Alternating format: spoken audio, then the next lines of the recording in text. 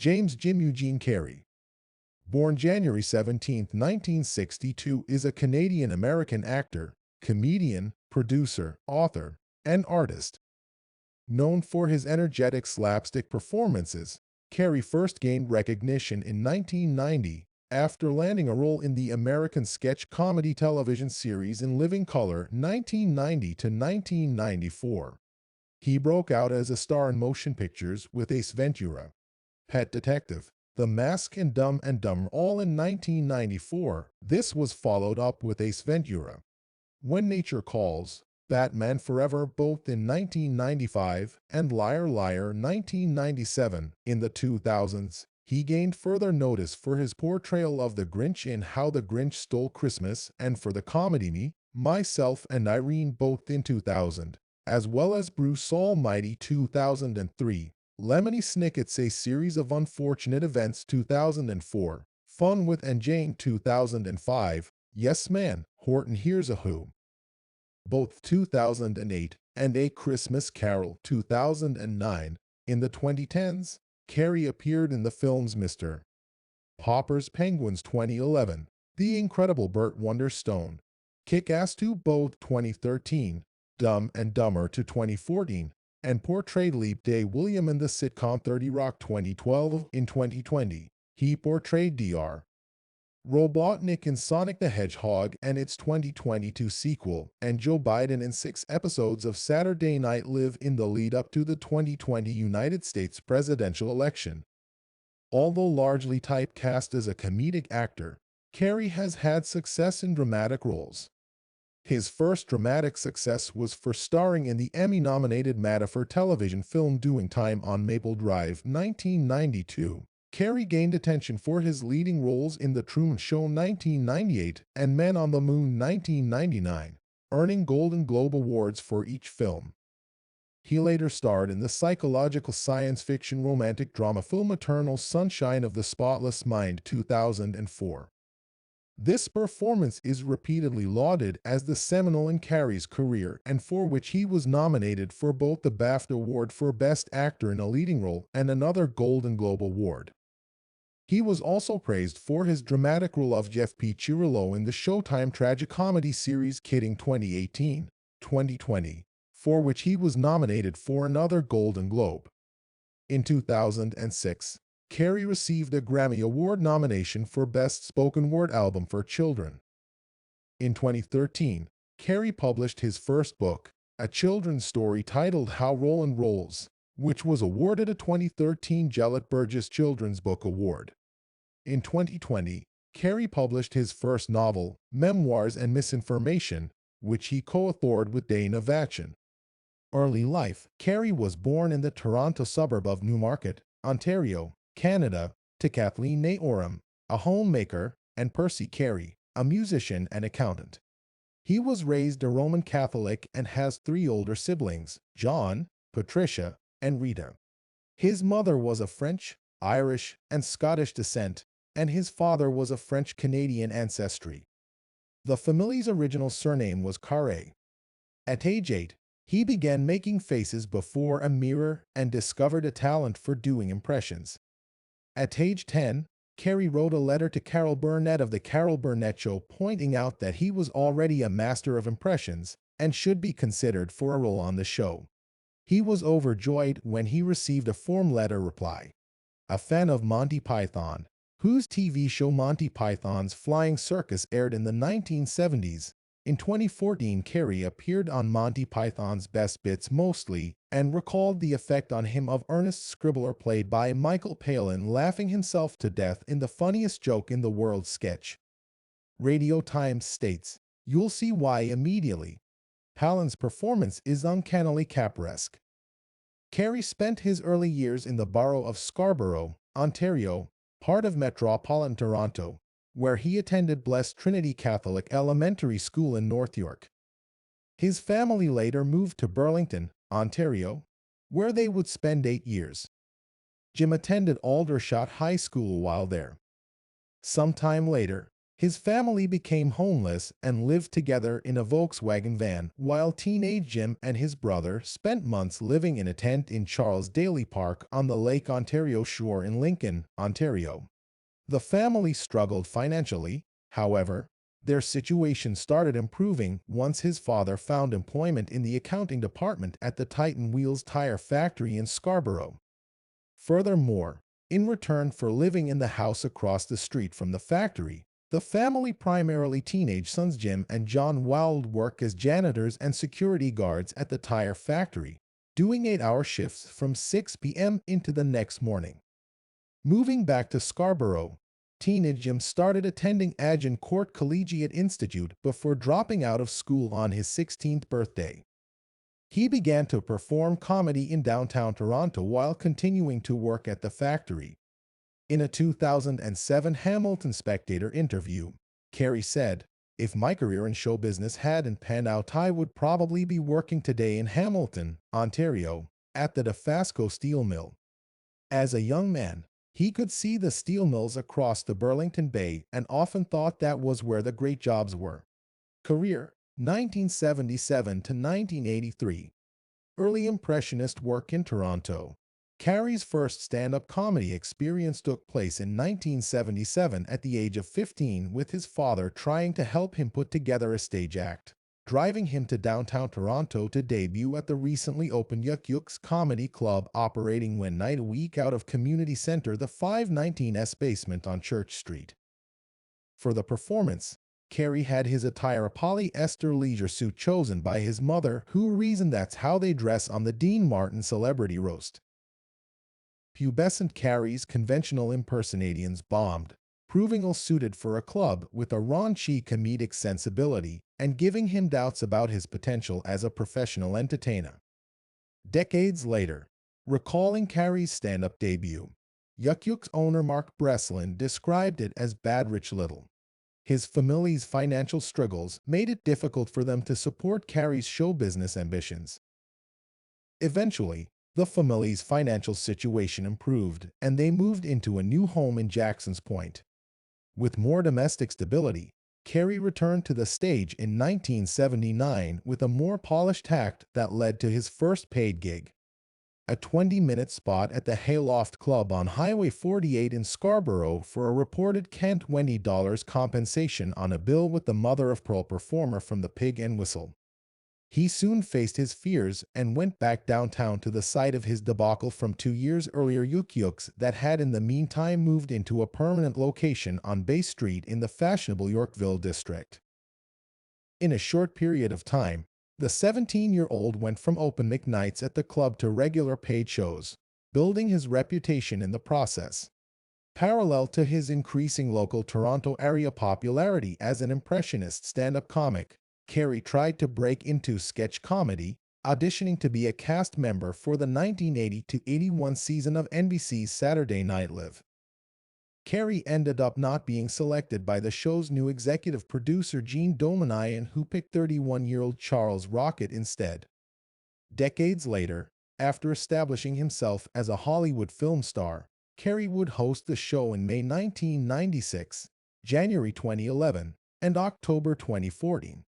After not getting Saturday Night Live, Carrey took a voice acting job performing Clutch Cargo and Spirit Bits on The All Night Show, an overnight program airing locally on the CFNT channel branded as Multilingual Television MTV. Continuing to perform his stand-up act of contortionist impressions in the city of Toronto and surrounding towns, in February 1981, 19-year-old Carrey was booked as the opening act for the rock band Godot at the Roxy Theatre in Barrie for 2 shows on consecutive nights. The rock crowd booed him off stage, and he refused to return for the second night. 2 weeks later, however, a review of one of Carrey's spots at Yuck Yucks alongside a sizable photo of him doing a stage impression of Sammy Davis Jr. appeared in the Toronto Star on the front page of its entertainment section, with the writer Bruce Blackadar raving about a genuine star coming to life. Save for a brief mention in the Barrie Examiner, It was the first time Carrey received significant mainstream corporate media coverage, and the glowing praise in one of Canada's highest Canadian dailies created demand for his impressionist stand-up act throughout the country. In April 1981, he appeared in an episode of the televised stand-up show An Evening at the Improv. That summer, he landed one of the main roles in introducing Janet, a Matt movie that premiered in September 1981 on the CBC, drawing more than 1 million viewers for its first airing in Canada. Playing a struggling impressionist comic Tony Maroney, it was Carrey's first acting role. The CBC promotion the movie had received, as well as subsequent high nationwide viewership, further solidified the youngster's comedic status in the country. By the time the movie finished its CBC run of repeats several years later, its title for the home video release on VHS was changed to Rubber Face in order to take advantage of the comic's by then established prominence for doing elaborate contortionist impressions. Making more comedy club appearances in the United States, Carrey was noticed by comedian Rodney Dangerfield, who signed Carrey to open his tour performances. By December 1981, a well-known comic in Canada, Toronto Star reported about Carrey waiting for a United States work permit, having received interest from Johnny Carson's Tonight Show, largely off his reputation from Canada.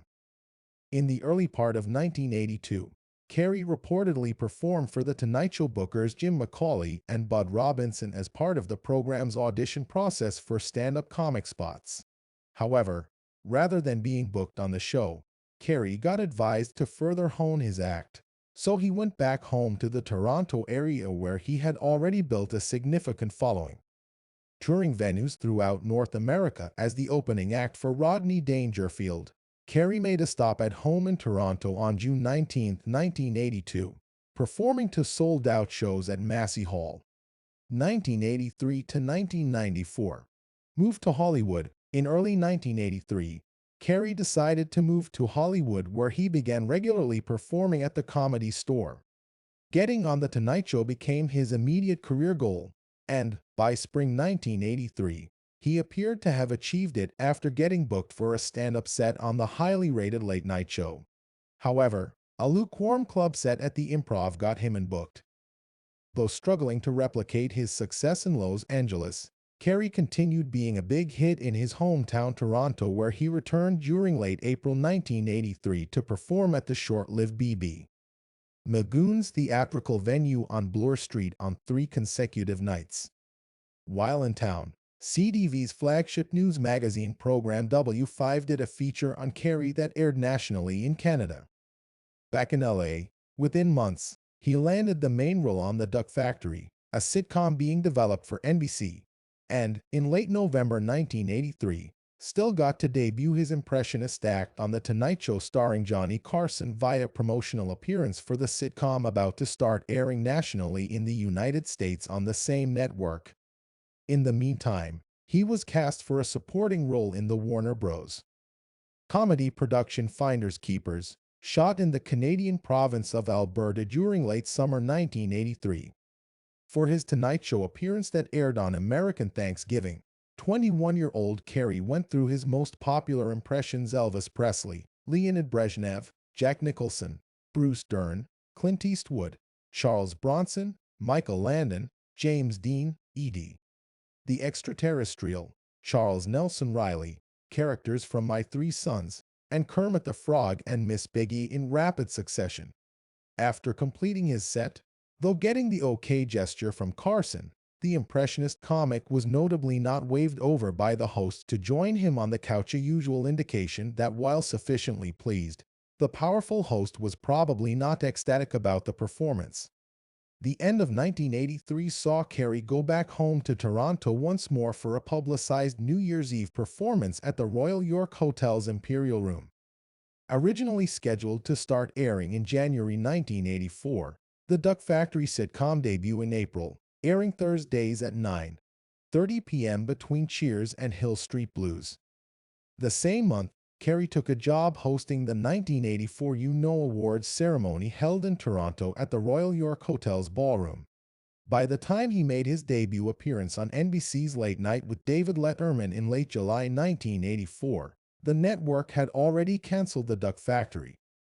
Carrey went back to touring with his impressionist act, including often opening for Rodney Dangerfield. After being noticed doing stand-up by producer Samuel Goldwyn Jr. and contacted to audition for a teen horror sex comedy being developed by the Samuel Goldwyn Company, Carrey landed a starring role in Once Bitten, shot in early 1985. Carrey would continue getting film roles. Throughout late summer and early fall 1985, he shot a supporting part in Francis Ford Coppola's Peggy Sue Got Married, which went into a long post-production process. In parallel, he decided to try out for Saturday Night Live again, this time ahead of the show's 1985-86 season being prepared by returning executive producer Lorne Michaels, who was looking to hire an all-new cast.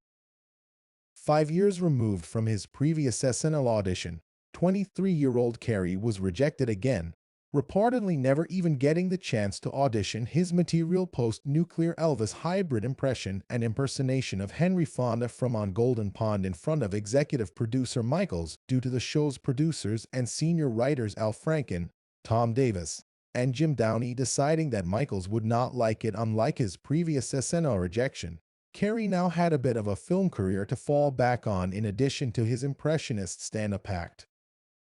Once Bitten was released in mid-November 1985 and turned out to be a modest box office hit despite drawing poor reviews. Back on the comedy club circuit with impressions, in fall 1986, Carrey auditioned for SNL's upcoming season, his third attempt at getting on the ensemble sketch comedy show. Finally managing to perform for the show's executive producer Lorne Michaels at a Burbank studio, with returning cast members Dennis Miller, John Lovitz, and Nora Dunn also watching the audition, Carrey was rejected again. Among the group of hopefuls auditioning alongside Carrey on this occasion were Dana Carvey and Phil Hartman, both of whom were hired. Sensing that doing only impressions was turning into a career dead-end, Carrey set out to develop a new live comedy act. Much to the dismay of comedy club owners booking him, he began abandoning trademark celebrity impressions, opting instead to try adding observational and character humor to his comedic repertoire, a process that often involved forcing himself to improvise and scramble in front of dissatisfied live audiences that came to see him do impressions. From 1990 to 1994, Carrey was a regular cast member of the ensemble comedy television series In Living Color. While short-lived, the popularity of this series helped him to land his first few major film roles. 1994 to 1998, rise to fame. Carrey played the lead role in Ace Ventura, Pet Detective, which was released in February 1994 and went on to gross $72 million in the United States and Canada.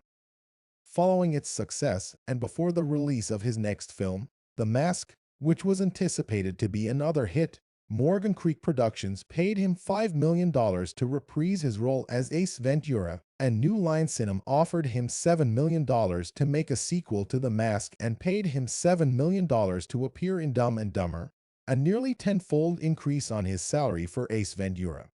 The Mask, released in July 1994, grossed $351 million worldwide, and Dumb and Dumber, released in December 1994, was another commercial success, grossing over $270 million worldwide. Carrey received his first Golden Globe Award nomination for Best Actor for his work in The Mask and was voted second on Quigley's Top 10 Money-Making Stars poll, behind Tom Hanks. Carrey portrayed the Batman villain the Riddler in the Joel Schumacher-directed superhero film Batman Forever 1995. The film received mixed reviews, but was a box office success. He reprised his role as Ace Ventura in Ace Ventura: When Nature Calls, which was also released in 1995. Like the original film, it was well received by the public, but poorly received by critics. It was a huge box office success, earning $212 million worldwide in addition to breaking records, with a $40 million opening weekend. Carrey became the first actor to be paid $20 million for his next film, The Cable Guy 1996. Directed by Ben Stiller, the film was a satirical black comedy in which Carrey played a lonely, menacing cable TV installer who infiltrates the life of one of his customers, played by Matthew Broderick. The role was a departure from the hapless, hyper, overconfident characters he had been known for. However, it did not fare well with most critics, many reacting to Carrey's change of tone from previous films. Carrey also starred in the music video of the film's closing song, "Leave Me Alone" by Jerry Cantrell. Despite the reviews, the cable guy grossed $102 million worldwide. He soon bounced back with the critically acclaimed comedy Liar Liar 1997, playing Fletcher Reed, an unethical lawyer rendered unable to lie by his young son's birthday wish.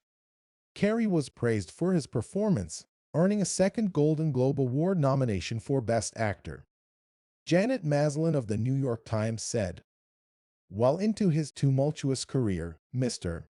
Carrey finally turns up in a straightforward comic vehicle, and the results are much wilder and funnier than this mundane material should have allowed."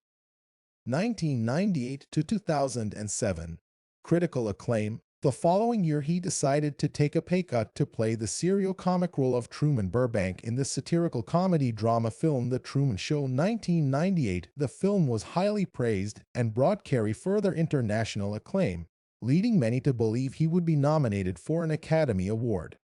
He won the Golden Globe Award for Best Actor in a Motion Picture Drama but did not receive an Academy Award nomination.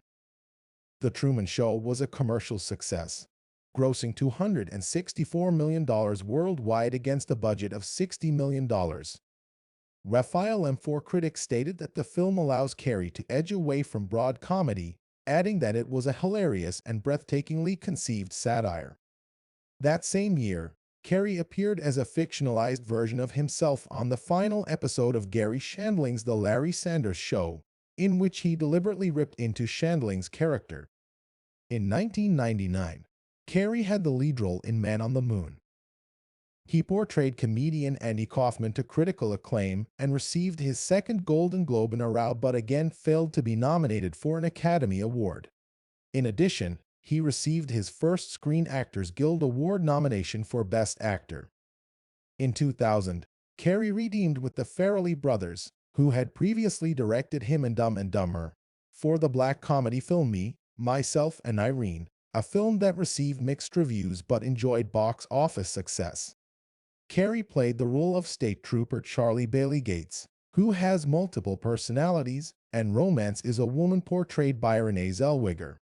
That same year, Carrey starred in the second highest-grossing Christmas film of all time, How the Grinch Stole Christmas, playing the title character, for which he received both praise and criticism from critics alongside a Golden Globe nomination. For his next feature film, Carrey starred opposite Jennifer Aniston and Morgan Freeman in Tom Shady Act's international hit comedy Bruce Almighty 2003. Carrey played a television newsman who unexpectedly receives God's omnipotent abilities when the deity decides to take a vacation. The film received mixed reviews upon release but still became a financial success, earning over $484 million worldwide, and going on to become the 17th highest-grossing live-action comedy of all time. In 2004, Carrey starred in Eternal Sunshine of the Spotless Mind. The film received critical acclaim upon release. Critics highly praised Carrey's portrayal of Joel Barish, in addition to the performance of his co-star Kate Winslet, who was nominated for an Oscar. According to CNN's reviewer Paul Clinton, Carrey's performance was the actor's best, most mature and sharply focused performance ever. Carrey received another Golden Globe nomination and his first BAFTA Award nomination for Best Actor. Carrey's next appearance was in the 2004 black comedy fantasy film Lemony Snicket's A Series of Unfortunate Events, which was based on the children's novels of the same name. The film was positively received. Deshaun Thompson from The Washington Post said of Carrey's approach to the character of Count Olaf, "Olaf is a humorless villain in the book. He's not amusing like Carrey at all." To which I would counter, if you can't let Carrey be Carrey, put someone boring and less expensive in the role. In his various disguises he's rubbery, inventive and improvisationally inspired. I particularly liked his passing imitation of a dinosaur. That same year, Carrey was inducted into the Canadian Walk of Fame. In 2005, Carrey starred in the remake of Fun with Dyke and Jane with Leone, which grossed $200 million with a profit of $100 million. 2007 to 2018, change in pace. Carrey reunited with Joel Schumacher, director of Batman Forever, for the number 23 2007, a psychological thriller co-starring Virginia Madsen and Danny Huston. In the film, Carrey plays a man who becomes obsessed with the number 23 after finding a book about a man with the same obsession. The film was panned by critics. The following year, Carrey provided his voice for Dr. Seuss Horton Hears a Who. 2008, Carrey voiced Horton the Elephant for the CGI animated feature, which was a box office success, grossing over $290 million worldwide.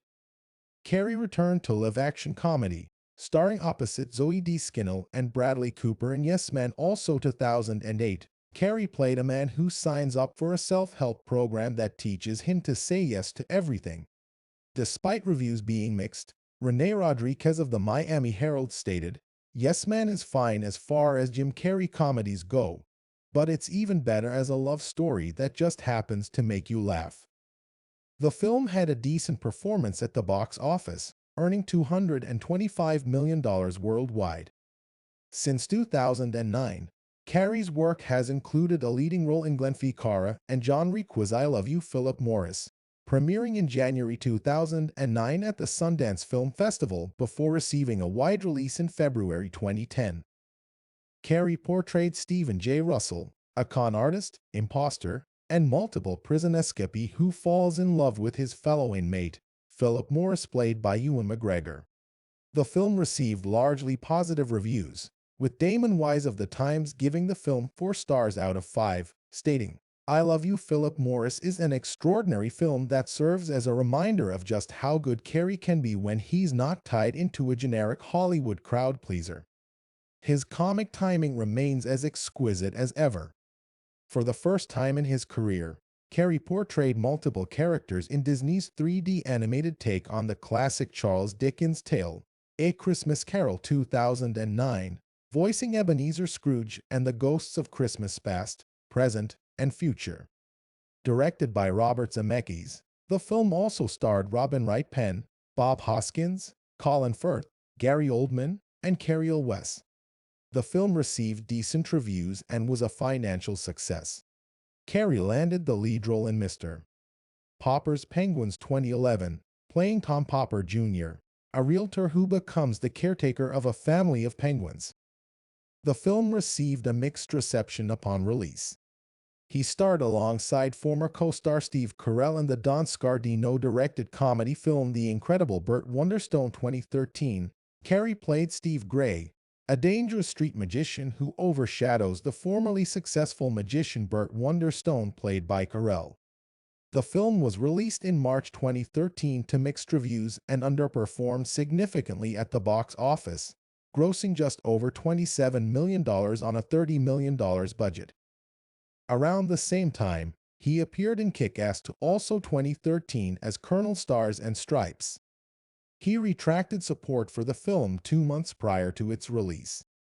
He issued a statement via his Twitter account that, in light of the Sandy Hook Elementary School shooting, now in all good conscience I cannot support that level of violence. Peter Farrelly said in April 2012 that Carrey and Jeff Daniels would return for a Dumb and Dumber sequel, Dumb and Dumber 2, with the Farrelly brothers writing and directing, and a planned September 2012 production start. In June, however, Carrey's representative said Carrey had left the project because the comedian felt New Line and Warner Bros. were unenthusiastic toward it. However, on October 1, 2012, Yahoo! Test the Yo Show carried the news item that the script was complete and that the original actors, Carrey and Daniels, would be reprising their roles. The plot involved one of the characters having sired a child and needing to find them to obtain a kidney. Dumb and Dumber 2 was released in November 2014. In March 2013, Carrey announced that he had written a children's book titled How Roland Rolls, about a scared wave named Roland. He described it as kind of a metaphysical children's story, which deals with a lot of heavy stuff in a really childish way. Carrey self-published the book, which was released in September 2013. On March 25, 2013, Carrey released a parody music video with Eels through Funny or Die, with Carrey replacing Mark Oliver Everett on vocals.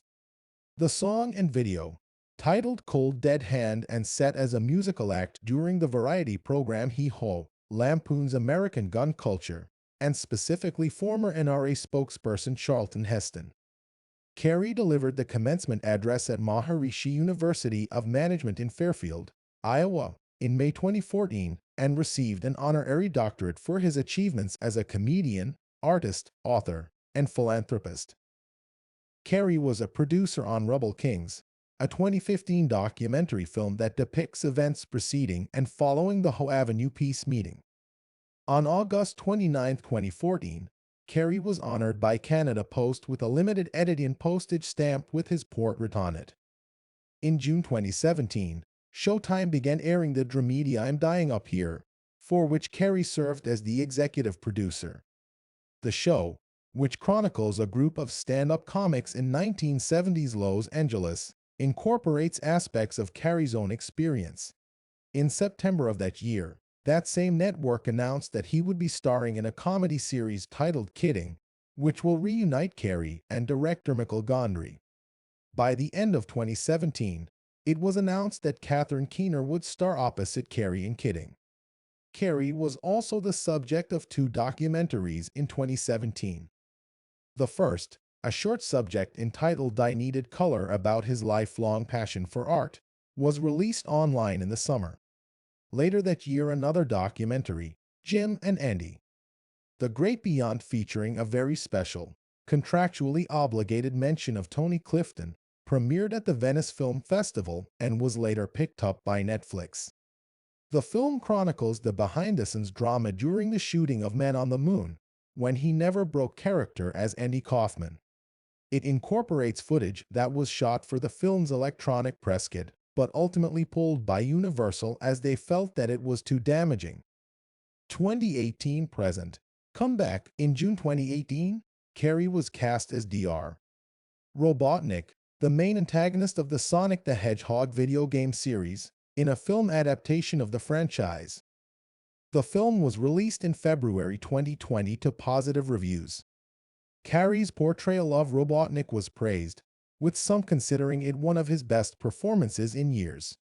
Carrey returned for Sonic the Hedgehog 2, released in April 2022, which grossed $72 million at the US box office in its opening weekend to give Carrey the best opening of his career to date. In 2020, Carrey published Memoirs and Misinformation. In September, during the final stages of the 2020 US presidential election, it was announced that Carrey would portray presidential nominee Joe Biden on the 46th season of Saturday Night Live, taking over the role from Jason Sudeikis, Woody Harrelson, and John Mulaney. However, Carrey's high-energy comedy style clashed with real-life Biden's Loki persona, producing an imitation that lacked authenticity and failed to impress viewers and critics. On December 19, 2020, Carrey announced that he would step down from playing Biden on Saturday Night Live, stating that he had a 6-week deal. Cast member Alex Moffat succeeded Carrey in portraying Biden during the cold open of the episode hosted by Kristen Wiig at the same day. Carrey appeared as the narrator of the weekend album Dawn FM, released on January 7, 2022. In April 2022, Carrey announced that he was considering retirement from the film industry, explaining, "I have enough. I've done enough. I am enough." When asked if he would ever come back, his response was, "It depends. If the Angels bring some sort of script that's written in gold ink that says to me that it's going to be really important for people to see, I might continue down the road. But I'm taking a break." Personal life. Carrey suffers from depression and has taken Prozac to combat the symptoms. He later stated that he no longer takes medications or stimulants of any kind, including coffee. He received U.S. citizenship in October 2004 and remains a dual citizen of the United States and his native Canada.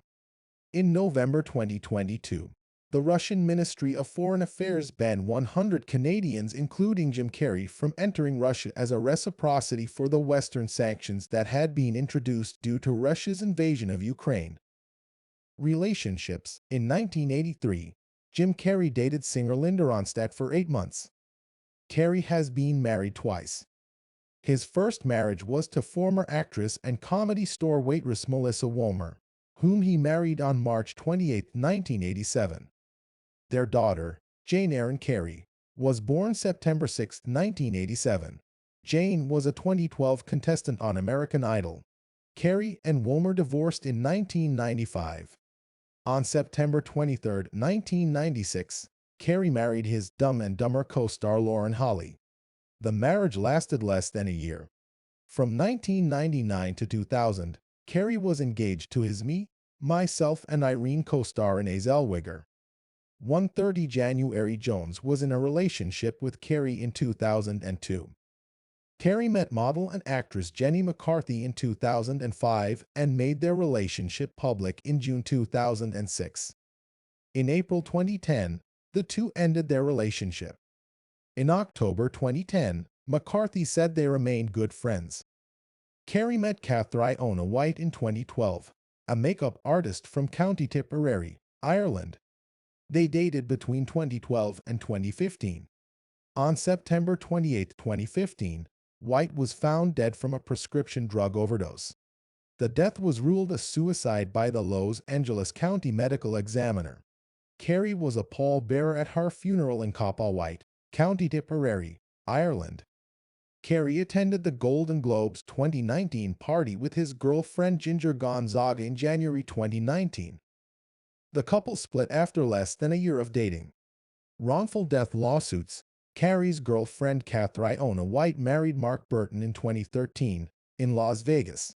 She had been dating Carrey on and off since 2012 and was still married but dating Carrey when she died in 2015. On September 19, 2016, Burton filed a wrongful death lawsuit against Carrey, claiming that he had used his immense wealth and celebrity status to illegally obtain and distribute prescription drugs involved in White's death. Carrey released a statement the following day. "What a terrible shame. It would be easy for me to get in a back room with this man's lawyer and make this go away. But there are some moments in life when you have to stand up and defend your honor against the evil in this world. I will not tolerate this heartless attempt to exploit me or the woman I loved. Kat's troubles were born long before I met her, and sadly her tragic end was beyond anyone's control. I really hope that someday soon people will stop trying to profit from this and let her rest in peace." In October 2016, White's mother, Bridget Sweetman, also filed a wrongful death lawsuit against Carrey. In this suit, Sweetman's attorney states that Carrey underwent a test for sexually transmitted infections, tested positive for hepatitis A, HSV herpes I and II, and chlamydia, and hid the results from White and had unprotected sex with her. Sweetman later issued a statement. "These documents show that Jim Carrey has lied to the media, the public, and the court. Carrey has now been shown for what he is, a dishonest Hollywood celebrity who thinks he can say anything and fool people just because he is famous."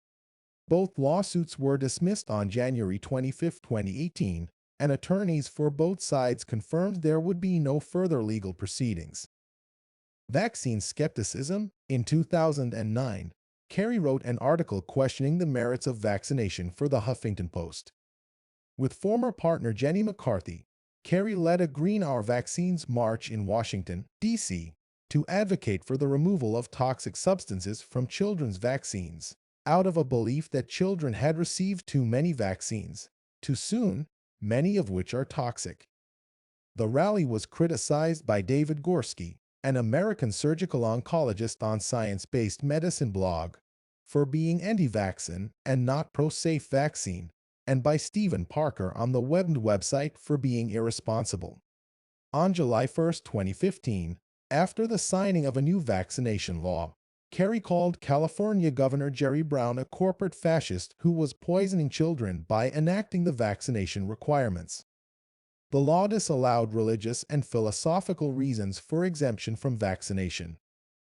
Carrey was criticized for being ignorant when it comes to vaccines by Arthur Kaplan, head of the Division of Medical Ethics at New York University, and by Jeffrey Kluger, senior writer at Time, who described his anti-vaccination statements as angry, dense, and immune to reason. Political and spiritual views. Carrey is an outspoken advocate of the law of attraction. In an interview with Oprah Winfrey on February 17, 1997, he revealed that as a struggling actor he would use visualization techniques to get work. He also stated that he visualized a $10 million check given to him for acting services rendered, placed the check in his pocket, and 7 years later received a $10 million check for his role in Dumb and Dumber. Carrey's practice is transcendental meditation. Carrey has defended socialism and has urged the Democratic Party to embrace the movement, saying we have to say yes to socialism, to the word and everything. We have to stop apologizing. Carrey has shared his own political cartoon drawings since August 2017, including controversial renderings of then White House Press Secretary Sarah Huckabee Sanders and then President Donald Trump. He sparked an international event on March 31, 2019, posting a drawing criticizing fascism by depicting Benito Mussolini's infamous death with Clara Petacci. This irked Mussolini's granddaughter LS and Ra, who chided him on Twitter, calling him and his artworks dirty paper. His drawing repertoire culminated in an exhibition titled Indignation, which opened on October 23, 2018 at the Macaron Gallery in Los Angeles and featured 108 pen and ink drawings from Carrey's Twitter feed from 2016 to 2018. Artwork and NFTs. In 2017, Carrey revealed that he had been painting for the past 6 years. In 2011, he exhibited the painting Nothing to See Here in an art show in Palm Springs at the Heather James Fine Art Gallery. In 2017, Carrey released a 6-minute documentary entitled, I Needed Color, which showed him working in his studio. In April 2022, Carrey announced that he had minted his first art NFT via the NFT platform SuperRare. The NFT is based on a painting entitled Sun Shower and is accompanied by original voiceover.